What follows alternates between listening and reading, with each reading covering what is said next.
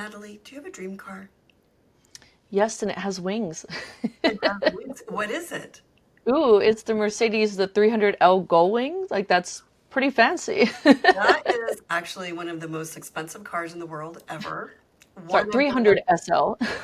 it is an engineering marvel, Mm. and it is an incredible car. And it's interesting that you happen to say Mercedes-Benz because I'll share my Mercedes-Benz dream car. Um, Nothing too fancy. I drove the C-Class convertible not too long ago. They redesigned Ooh, it, and the thing that I love the most about it is you can put the top down and drive anywhere and everywhere, and it's not loud. The wind, your hair does not blow in your face, doesn't whip around. They really worked very hard on engineering the cabin to have the air go over the cabin and nice. not impede the Yeah. experience in the cabin. And it just was a delight. It's not a super expensive car. I think it starts at in like the $40,000 range. So it's Not very bad. accessible. And it's one of these cars that they redesign the convertible every few years. And it kind of doesn't matter which year you have. It's it's just so timeless and so beautiful. And I feel like every when you get in your car and it's a special experience, a car can do that for you. It can really kind of change your day from being really crummy to being a breath of fresh air just with that right Mhm. cabin. And then when you have one of those spectacular days and you just want to soak up the sun, you just pop the top and drive around and talk on the phone and listen to your music and the wind in your hair slightly, the sun on your shoulders, but you still get to really enjoy that cabin experience too. And that's what I love about that car. We'll leave a link below to my review of that car. I don't think we have a review of the Gullwing though, No, unfortunately. we can dream. I don't think we've ever reviewed that one. But so I'm so thrilled to share a little background on our podcast guest today, Melody Mm. Lee, Chief Marketing Officer of Mercedes-Benz. And so Melody Lee has this really incredible background. And this is, I mean, one of the things I love about her, first of all, she's very smart and she's very dynamic and very sweet and very kind. And I just recently spent the day with her, and that's where we did the podcast. And she just is a really gracious human. So that's, you know, sometimes you spend time with these executives and they come in and they're like all about you for like that 15 or 20 minutes and then they're out of there. And getting their time and attention can be a challenge. And I felt like Melody was just focused on what we were doing, the task at hand, and was just so delightful to spend time with. But here's what intrigues me about her as a car executive, and that is she started her career early on, went to work for Cadillac and worked for Cadillac for quite some time. But then she went to work for the cosmetic maker Shiseido, working on Laura Mercier.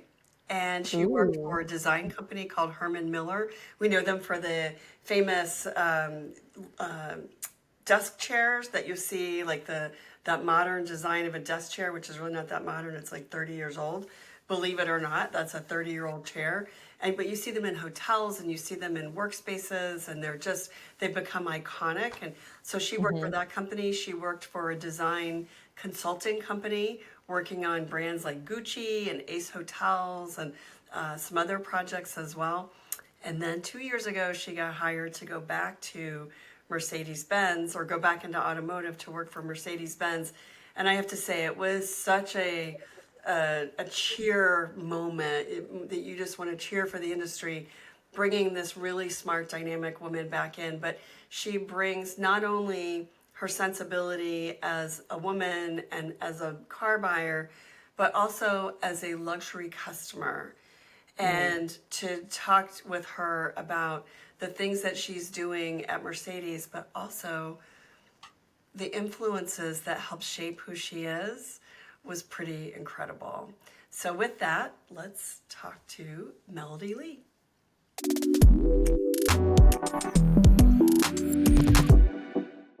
So, welcome to the podcast, Melody. Melody Lee.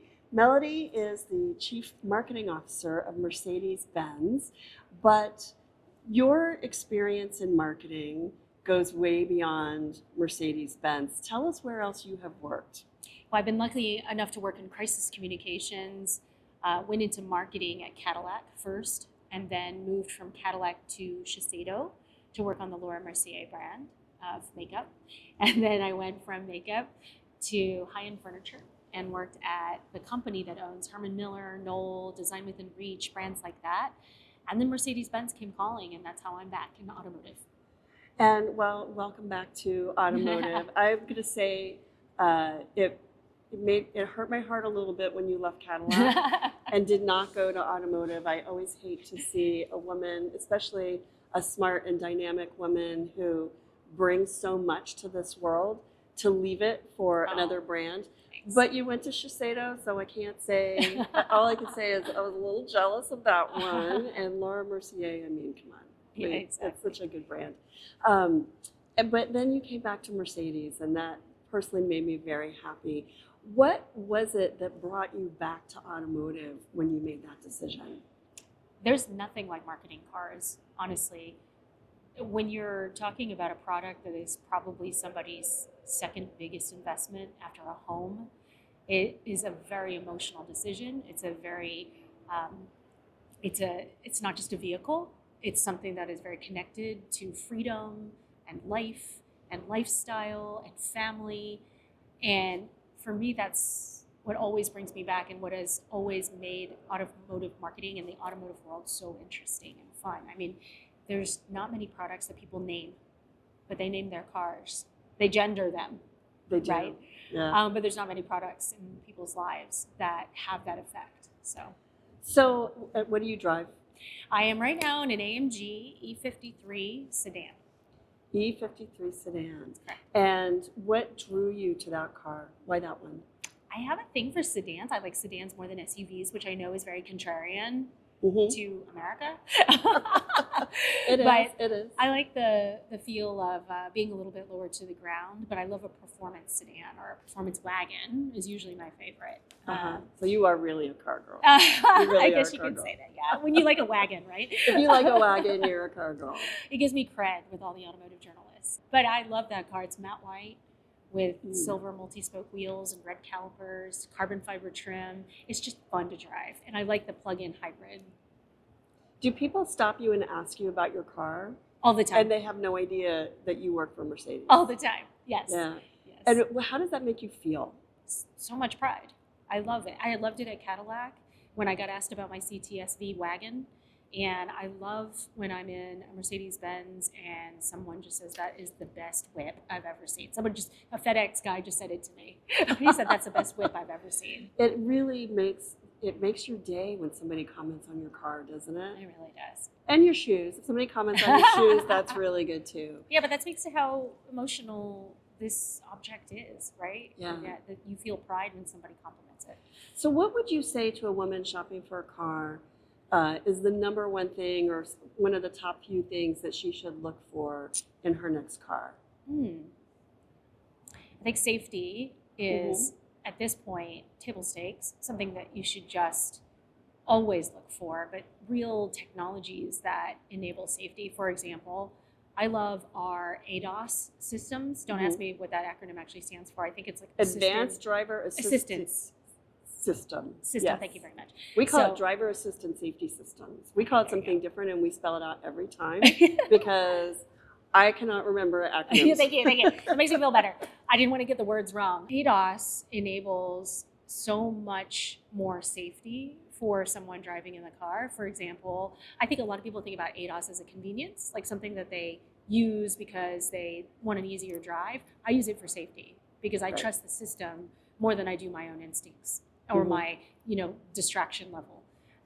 So absolutely look for the technologies that actually enable you to have a safe drive. Secondly, to enable you to have a comfortable drive. Yeah. We spend so much time in our cars. You need to make sure that when you get into that car, there is a sense of comfort and just of being home, in a sense. What color is your interior? My interior is black. Black. Yes. But you have a white car. I have a white You car. have a white car. Yes. I'm a huge fan of light colored interiors, like gray, cream, anything that's light and bright. And that's what I would say would be my first recommendation. Somebody's looking for a car, get the interior that you just love being in. Mm-hmm. So having said that, tell me some of your favorite interior features in your cars. Do you have a diffuser? Do you have a fragrance diffuser Absolutely. There's a signature scent for AMG, so it diffuses. I love our diffuser though because our engineers found a way for it to be not overwhelming. It only diffuses at certain times. It dissipates nicely. It's a great scent. I know that's subjective, but they did a really nice job with the diffuser system. And it's funny, I was just talking to a customer last night at a Maybach event, and she was telling me how much she loved her light gray interior, so you would get Smart along. girl. Smart girl. Smart girl. I think I'm just too practical with two boys. That's why I keep it dark. Yeah, well, okay, I get that. I understand. And some people love that, it really, a dark interior sets everything else up for being visible. Mm-hmm. So your outfit, the faces in the car, a light interior is more of a room, Mm-hmm. and a black interior is more of a stage. Oh, that's a Kinda good way how to I put think it. of it. Yeah. And I personally like the room. I like to be in the room as opposed to on the stage. But massage seats, I think, is another feature I would say you need massage seats. Yeah, I think you do. I think you do too. Yes, and I really like Mercedes-Benz's ambient lighting system as well. And a lot of people don't know this, but it was developed for safety reasons, so that when you so when you're driving in the pitch black of the night and the car senses that you might have to come to a stop or that there's something in your obstruction in your way, ambient lighting helps your eyes adjust. So it's a path to and here slowly I thought adjusting. it was just like to create this disco in my car. No, but then it Set has the that light to added benefit purple. too, right? Yeah. So you can play with it and set it to the colors that you want. And during the Masters tournament, we turn it green. So I love that feature. Ambient lighting's a great feature as well. Well, and it's great and it's beautiful. It's It really really nice. sets off all the features inside your car. Another reason why interiors are something that I think we need to think more deeply about, because not only are you going to have to look at it, but now you can light it. and make it- Exactly. like we redid all the lighting in our kitchen and we put it all recessed Uh-huh. and under the Makes a big cabinets difference. and everything. Yeah, and now my kitchen is like this amazing space that I love being in. Lighting's huge. And it's a lot of it is thanks to the lighting. Mhm. So let's shift gears a little bit. So we talked about your background at Cadillac and Shiseido and these other brands, and now at Mercedes. Who inspired you? Who mentored you? And what was meaningful to you in that journey? So in my automotive journey, I was really fortunate to be able to work with Mary Barra early on.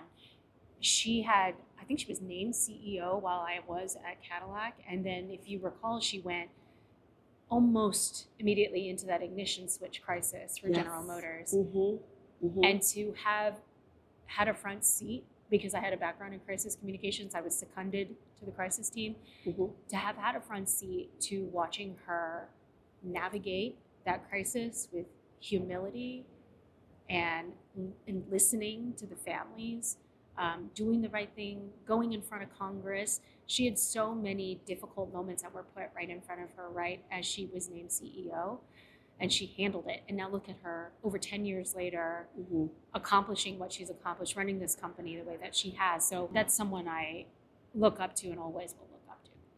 She is, I'm so glad that you said that. It kind of actually gives me, you can't see, but kind of gives me chills, because that happened right as we were starting A Girl's Guide to Cars. That was our first year of operation. And I remember her going to sit in front of Congress being called. She was appointed, in like April or March, and then Yeah, like it a was month early in the year. later. Exactly.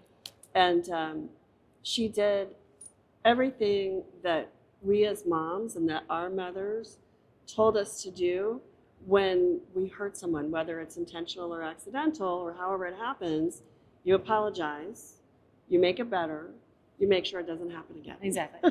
Exactly. And that's exactly what she did. There was no denial, there was no stonewalling, She was there so was humble. no lying, there was none of these things that so many executives have gone before our elected officials and said in the past. And I've always respected that for her. And you're right, 10 years later, and now she's one of the most respected, not only in automotive and not only in industry, but also by Wall Street and, you know, by all of the measures. And that's amazing. So I know that's a lofty bar to set, but are there other people that you can point to who have helped you on your journey? So many, so many. So the person who brought me to Cadillac was Bob Ferguson, and he was president of the brand at the time. And I had no business being in automotive or marketing because my whole background had been in crisis communications and didn't know anything about cars. And he brought me over and gave me a chance. So he is, to this day, still somebody I consult and talk to. He knows me well. He saw potential that I didn't see myself and gave me an opportunity. And I try to emulate him and even quote him. He has a lot of famous quotes.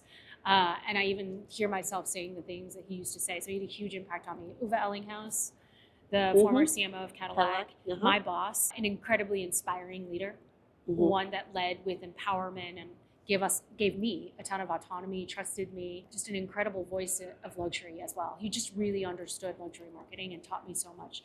So there's been so many people like this who have been there along the journey with me and given me chances that I didn't know I'd ever get. How does that shape you as a leader and a mentor? Well, one of the first things that Bob Ferguson said to me, because he saw in me an overachiever, imagine that. And he said, he was trying to calm me down. And he said, all you need to think about in your career and your professional life is how you make those around you successful. How do you make your boss look good? How do you make your peers look good and successful? And how do you make sure your team is empowered and successful? He said, if you're looking at how you make all those around you successful, success will come and you don't have to seek it. And it was the best advice he could give a straight A, double instrument playing kid, Asian kid from an immigrant family, you know? So that was a really important thing to hear. And as a leader, I try to embrace that. I try to think about how just focusing on others, not me, not leading by ego as much as I can. And what did your parents give you that helped you set you up for success? An incredible work ethic, discipline. I mentioned those two instruments that I played. I started playing piano violin when I was really young. And I love music, but more importantly, I think it taught me discipline and persistence and tenacity and committing to something.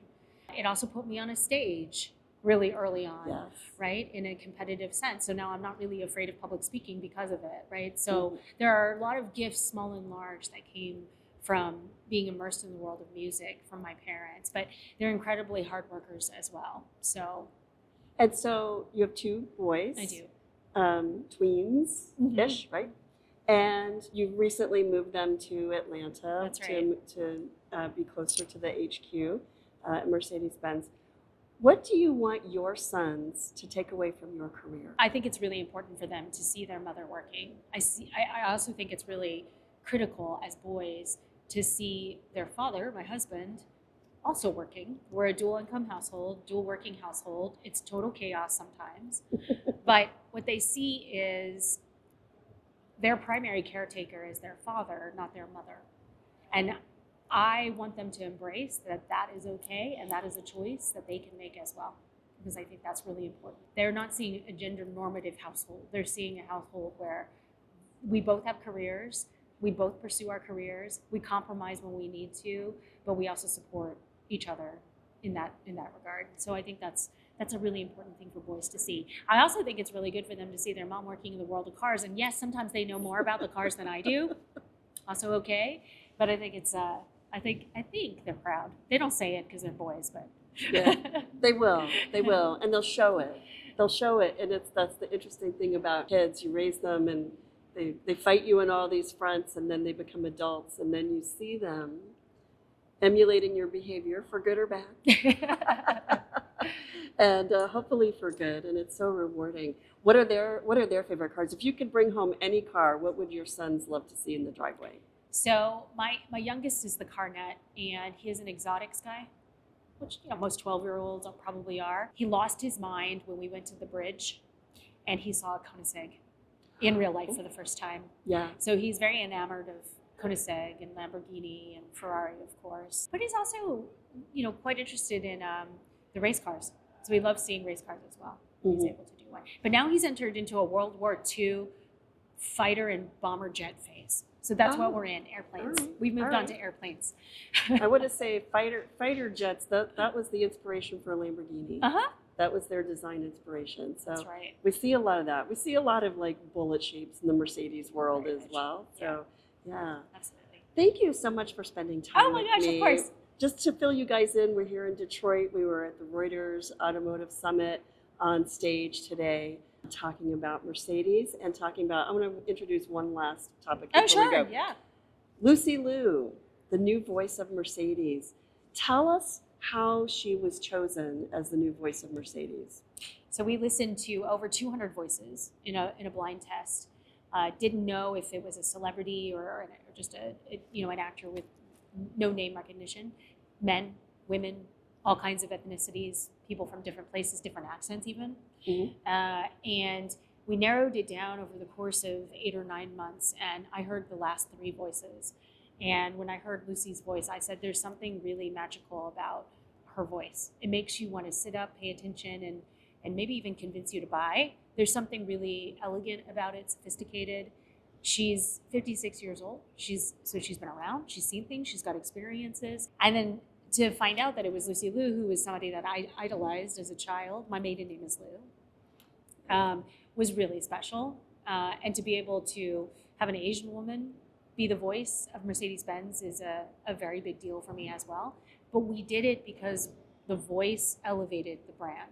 And our ads are performing better with her as our voice. So I think it's a new, fresh perspective and take for the brand. So what's it like to be the person who put a female as the voice of this brand that has never had a female voice? And there are very few, I think there's only a couple of brands that have ever had a female voice. That's right. Yes. It feels great. And the pressure's on. I've got to show that it's effective and that it sells cars. The pressure is on. Thank you so much, Melody. You're welcome. Thank you.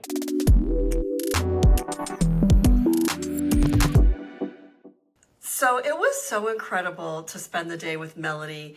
And I think one of the things that I find so dynamic, and I will say, talking about Mary Barra literally gave me goosebumps. I think about it now and I kind of get goose pimples, because to be on the front lines of a crisis with someone who's so dynamic and more than a decade later, still running that company and has risen to be one of the most respected executives in the entire world is pretty amazing. But here's what I love that she did, and that was running a blind test to bring Lucy Liu in as the voice of Mercedes-Benz. Tell me what you think about that, Natalie. I thought that was super empowering because, here's her influence, Mary Barra, very empowering, leading the way as a woman in the auto industry. And then having Lucy Liu voice that, that's incredible because usually it's men. So, now it's our turn. Yeah, and Lucy Liu just does such a beautiful job with not only the voiceovers, but being the embodiment of that brand. And when you hear the voiceover, I guess if you've spent some time watching her movies, you might get it. Right. And realize that's who that is. But if you don't, I'm not a huge movie watcher, so I don't necessarily hear that. But I don't see a middle-aged Asian woman. I just hear this really beautiful, elegant voice. And that's how I think of Mercedes-Benz, as this beautiful, elegant car. And I love it. It's such a good pairing. No, it's beautiful, and I'm excited because I know my mom was like, oh, "Did you see Lucy Liu?" So my mom's Filipino. I know I don't look like it, but but it's really cool having a voice, and it goes beyond. It's elegant, and just Mercedes is timeless. So now to have that female voice, that touch on it, makes you just little bit more finesse, right? So true, so true. All right. Natalie, thank you so much for joining me, and thank you everyone for joining us for this conversation with Melody Lee, Chief Marketing Officer of Mercedes-Benz. You can find more links to our stories, our content, subscribe to our newsletter right below. Be sure to subscribe to our podcast. Here, you can always find our podcast at A Girl's Guide to Cars. Just tap the podcast link at the top of our page. Thank you, Natalie, my co-host. I'm Scotty Reese, here with What Drives Her, the podcast from A Girl's Guide to Cars. Our editor is Steph Howard. Our music is by Envato Elements. And we will be back next week with another conversation with a woman who's changing the automotive industry from the inside. Thanks, everybody.